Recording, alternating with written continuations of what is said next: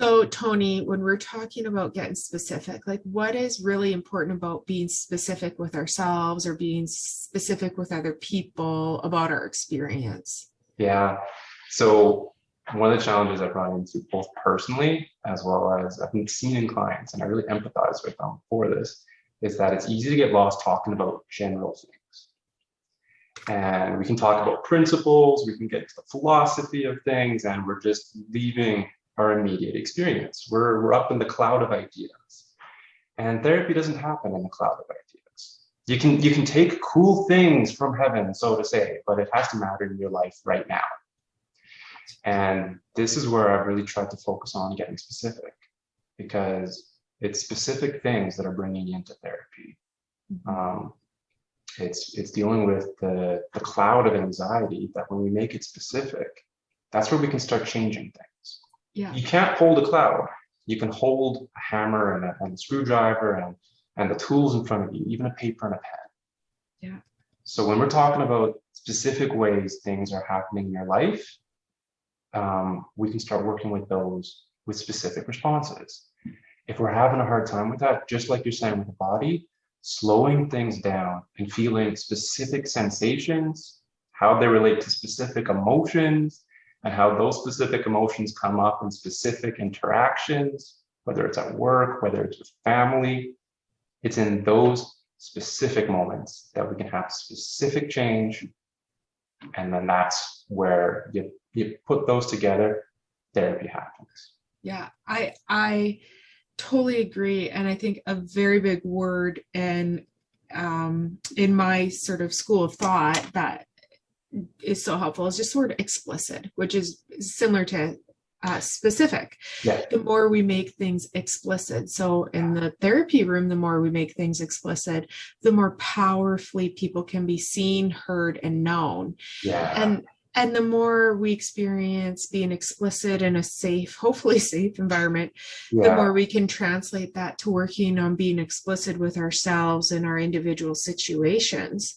And the idea of specificness and explicitness is it's all about slicing it thinner. It's like, here's this thing. Yes. So whether it's an emotion, I'm feeling anxiety, or I'm just having a bad day, or what sort of things do I return my life back to?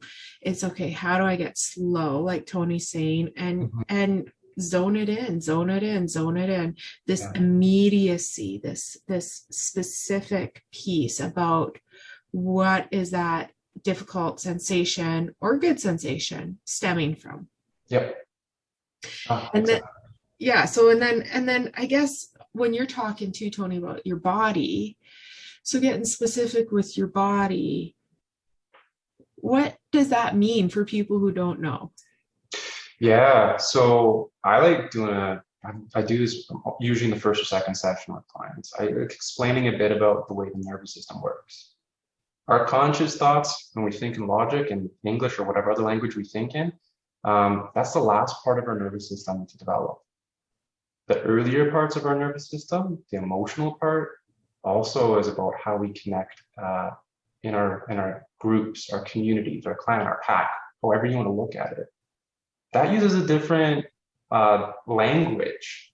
Right. That's the language of touch, of emotion, of smile, of sensation.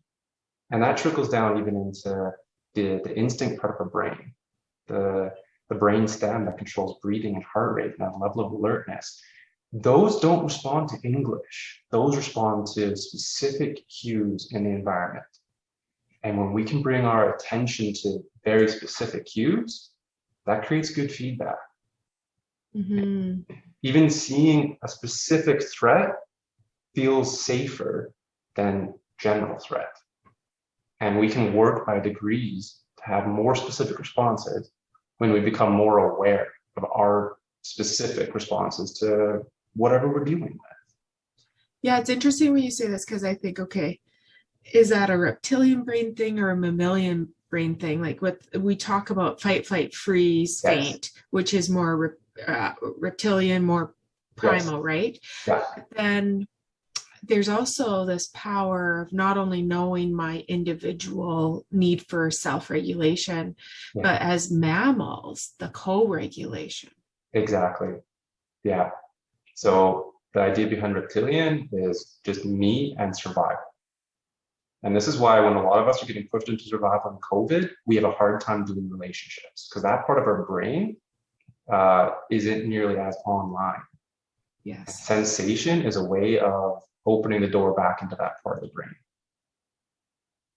So when we can tell the reptilian part we're safe, and we can start sensing our environment as safe and also as more interesting by warm, cold, pressure, touch, all these sensation words, then we can start opening up the experience to connect again. That's And awesome.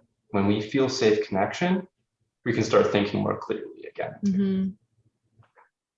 So it's the grassroots approach to a healthy nervous system. Well, and the more simple we can get with ourselves, like it's amazing to hear the science and the neurology of it all that you're speaking about. But it's like, okay, no matter what, I'm going to get slow and simple and explicit and clear. I'm going to slice it all the way in. Notice for me that thing that I need to see about me. And then the other challenges, I'm going to try and find a way to share this with a safe person and advocate for it. And that's where, if we're not quite sure how to be safe with people, that's again where therapy just makes sense. Exactly. Yeah. Because you tell your therapist and we're going to care and we're going to be excited because we're like, oh my word, I love all this. Yeah, exactly. No, that's exactly it. But then it's the ripple effect is then people can go out into their own lives and be like, hey, maybe you're going to be excited because my clinician was all woohooing everything. Yeah. We get to be the first ground that people get to explore new ways of being. And then hopefully people have other safe people that they can do it with as well. So this is really good. This is, that this is important. And I think right now, as we're continuing to ride this roller coaster and figure out where we're headed with life, that getting explicit and clear with ourselves is not to be underestimated. Right. 100%. All right. Thanks, buddy. All right. Just so that you know out there, Tony's my buddy. Absolutely. He has been for a very long time. Awesome. Take care. Thanks, Tara.